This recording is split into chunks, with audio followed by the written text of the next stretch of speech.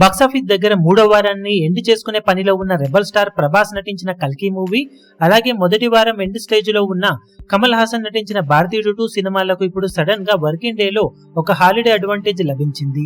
మొహర్రం మరియు తొలి Ekadashi పార్షిక holiday advantage లభించడంతో రెండు సినిమాలు గ్రోత్ ను ఈ రోజు చూపిస్తూ ఉండగా కల్కి మూవీ మాత్రం 21వ రోజుతో పోల్చితే రెట్టించిన జోరును చూపిస్తూ దూసుకుపోతూ ఉంది. తెలుగు రాష్ట్రాలలో సినిమా ఇప్పుడు 21వ రోజున 20వ రోజుతో పోల్చితే 50% రేంజ్ లో టికెట్ సేల్స్ లో గ్రోత్ కనిపిస్తూ ఉండగా ఆఫ్లైన్ లో టికెట్ సేల్స్ లెక్కలు కూడా ఇదే రేంజ్ లో కనుక ఉండి నైట్ షోలకు లిమిటెడ్ డ్రాప్స్ కనుక ఉంటే 21వ రోజున మొత్తం మీద 1.4 కోట్ల నుండి 1.5 కోట్ల రేంజ్ లో షేర్ అందుకునే అవకాశం ఉంది. అన్ని చోట్ల ఆఫ్లైన్ టికెట్ సేల్స్ లెక్కలను బట్టి కలెక్షన్స్ ఇంకాస్త పెరగవచ్చు.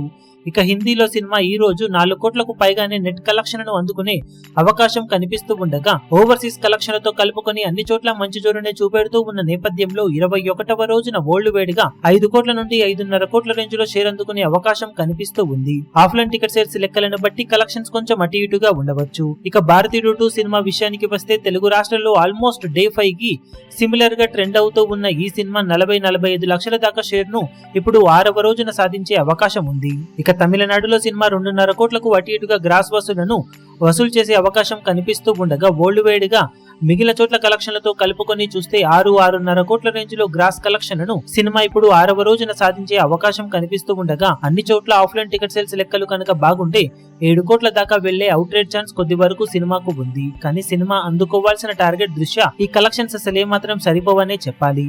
ఇక మొత్తం మీద రెండు సినిమాలలో కల్కి మూవీ మూడో వారంలో అది కూడా 21వ రోజులో కూడా ఎక్స్ట్రాడినరీ కలెక్షన్లతో దుమ్ము లేపుతూ ఉండటం విశేషం.